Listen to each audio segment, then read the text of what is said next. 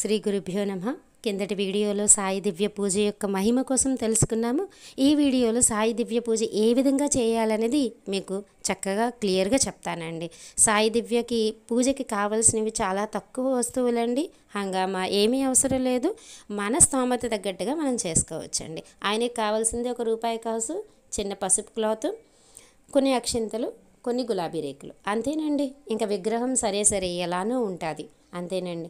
మీరు చక్కగా సాయి దివ్యనాథుణ్ణి చక్కగా అలంకరించుకొని ఒక చిన్న వైట్ రుమాలు తీసుకొని దాన్ని పసుపు నీటిలో ముంచి ₹1 కాసు, కొన్ని అక్షింతలు వేసి ముడిపు కట్టి సాయినాథుని దగ్గర పెట్టి మీ కష్టం చెప్పుకొని మీరు ఎన్ని వారాలు చేస్తారన్నది కూడా చెప్పుకొని ఆ పూజను చేయండి.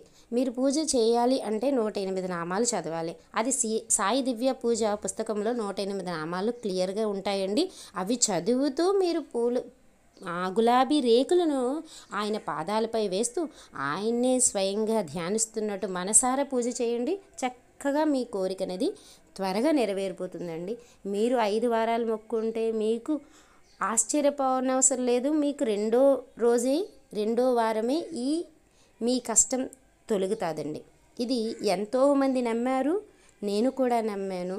అలాగే మీరు కూడా ఈ పూజను చేసుకొని మీ కష్టాలను తొలగించుకోండి. జై శ్రీరామ్.